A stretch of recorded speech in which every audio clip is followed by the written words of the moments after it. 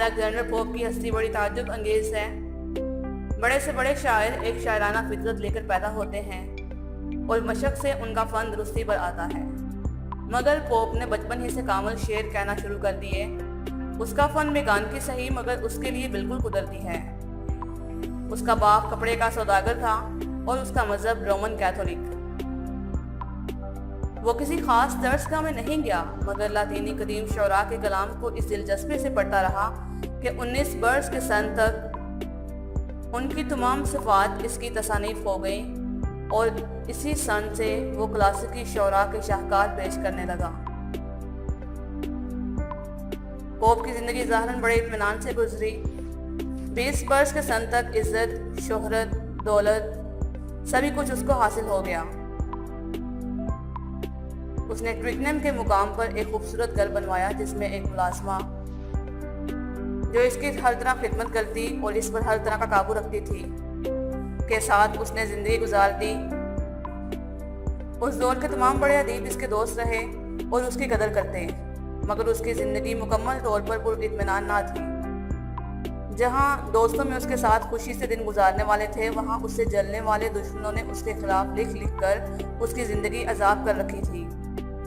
ये उसकी कमज़ोरी है कि उसने हर मुखालफत का जवाब ज़रूर दिया, जिससे उसकी कसर शान हो गई, वरना वो अपने मुल्क और शायरी में अपने दौर का शानदार कानून साज था और अवाम की नज़र में उसका महल बादशाह वक्त के महल से ज़्यादा वक़्त रखता था। इंग्लिस्तानी माशरे में अदीब की शान अलेक्जेंडर पोप ने ही कायम की। क्लासिकी शायरी का फ़न शायरी को बहुत हद तक महदूद कर देता है, मगर साथ ही साथ इसमें एक दानिशमंदाना तवाज़ुन भी पैदा कर देता है। जिस तरह फ्रांस में बोवालो क्लासिकी फ़न का सबसे बड़ा नुमाइंदा है, उसी तरह पोप इंग्लिस्तान में इस फ़न को कमाल पर पहुंच जाता है। 20 बरस के सन में उसकी पहली नज़में पेस्टोरल्स शाया हुई। उनमें मवाद तो कदीम लातीनी शायरों से लिया गया है, मगर कमाल ये है कि वो अरूज़, फ़नकाराना सेहत और पुख्तगी पर पहुंचा हुआ है। ये नज़्म 1709 में शाया हुई। 1713 में विंडसर फॉरेस्ट छपी, जो ज़्यादा वसअत रखती है और हर किस्म के तासुरात यकजा करती है, मगर आखिर ज़िक्र से पहले 1712 में एशियन क्रिटिसिज्म छपी और इसके बाद 1714 में the rape of the lock. ये दोनों नज़में यूरोप में नए क्लासिकी फ़न के शाहकार और पोप की मकबूल तरीन नज़मों में से हैं। एशियन क्रिटिसिज्म में शगुफ्ता और चुभते हुए कपलर्स पहले तख्लीको तनकीद में फ़र्क बताते हैं। दोनों खुदादात कुव्वतें हैं, मगर नकात का सही मुकाम हासिल करने के लिए इंसान के लिए मतवाज़न होना और कुछ असूल जानना ज़रूरी है।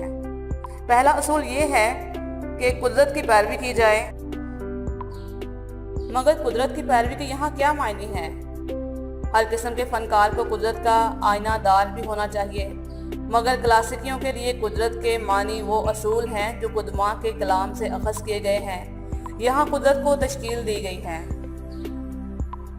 इस सिलसिले में यूनानी अदब का जिक्र आता है और ये सलाह दी जाती है कि इन असूलों को अच्छी तरह जानना चाहिए, क्योंकि उनकी नकल करना कुदरत की नकल करना है। अदीब का मुताला इन असूलों के नुक्ता नज़र से करना चाहिए। कुछ असूल महज ख्यालात को अहम बताते हैं, कुछ महज ज़ुबान को और कुछ अरूज़ को, मगर असल फ़न में सब चीज़ें हम आहंग होती हैं। क्लासिकियत को समझने के लिए इस नज़्म का गहरा मुताला ज़रूरी है।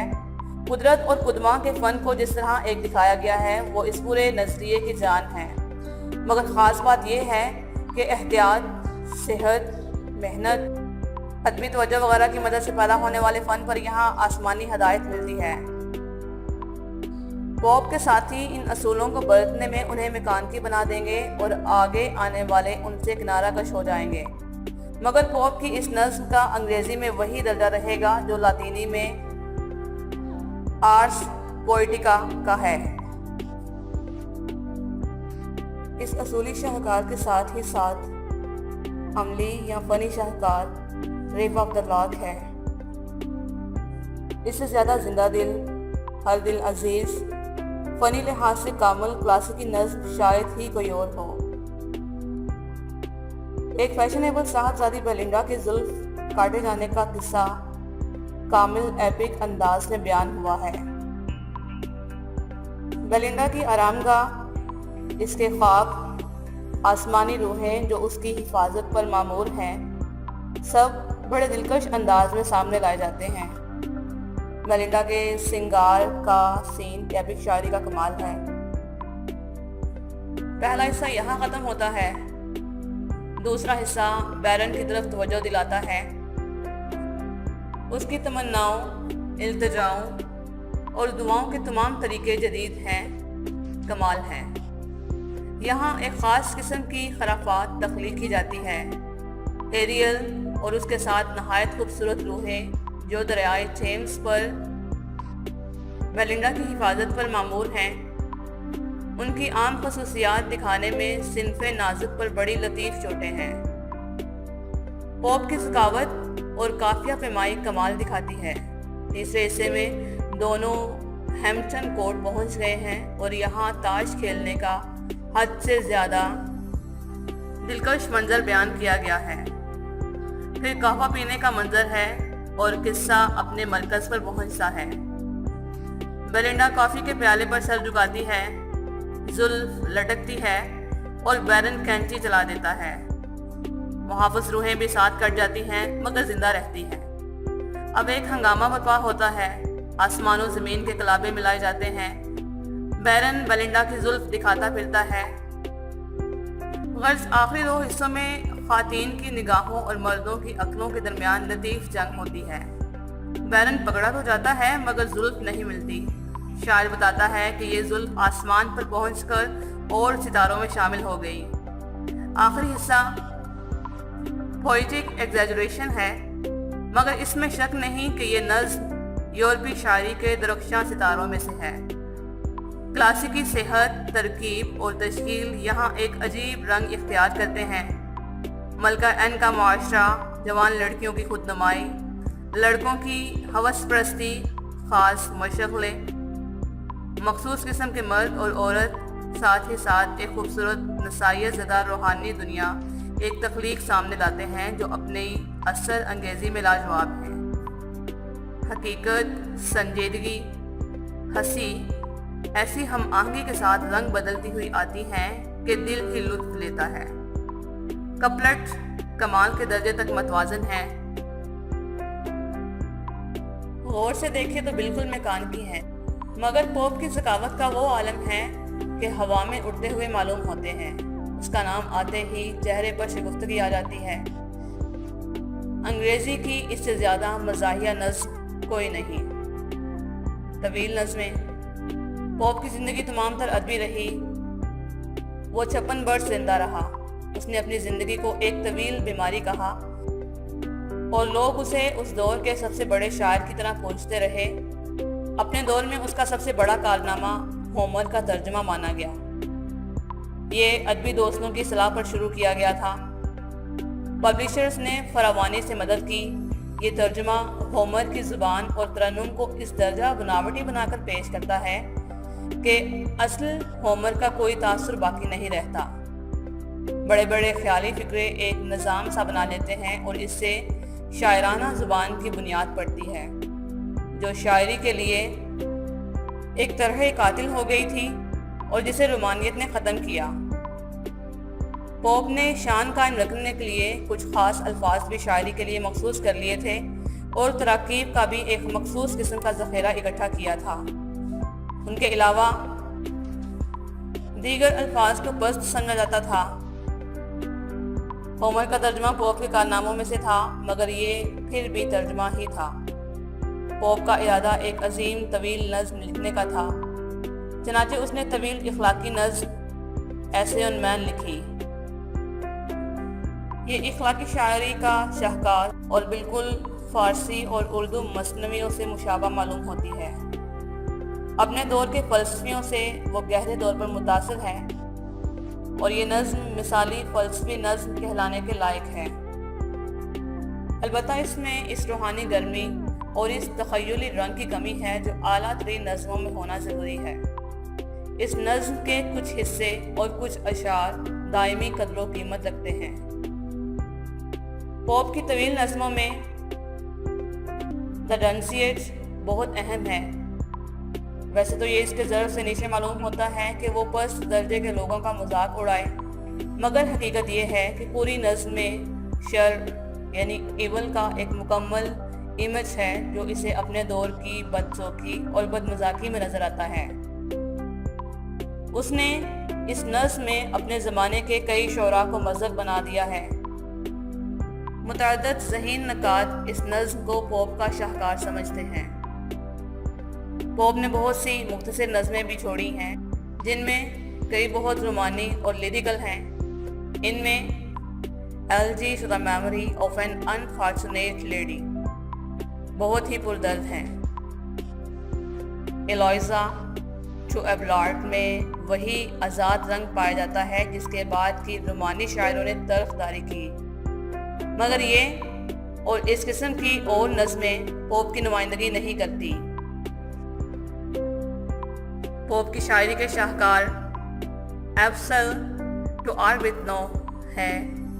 پوپ اپنے کمرے میں بیٹھا ہوا ہے، ہر قسم کے ملنے والوں اور مصنفین سے جو اس کی سفارش چاہتے ہیں تنگ آ کر وہ اپنے دوست کو خط لکھنے بیٹھتا ہے اور ان سب کی مزق تصویریں کھینچتا ہے جو گدھوں کی طرح اپنے کان کھڑے کیے ہوئے ہیں۔ اس نظم کے دلکش ترین حصے وہ ہیں جن میں پوپ نے اپنے بچپن کی زندگی، اپنی شاعرانہ قوتوں اور اپنے دوستوں کا ذکر کیا ہے۔ ایڈکس کا خاکہ اصل میں نثر نگار ایڈیسن کا خاکہ ہے۔ پوپ کی خاکہ نگاری کا شاہکار سپورس کا خاکہ بھی ہے جس کا اصل لارڈ ہاروے تھا۔ غرض یہ پورا مجموعہ پوپ کی سب سے زیادہ دلچسپ نظموں میں سے ہے اور اس کے بے شمار خاکے ہر دم زندہ ہیں۔ پوپ کی شاعری کی مخصوص وقت اس کی طنز نگاری میں ہے۔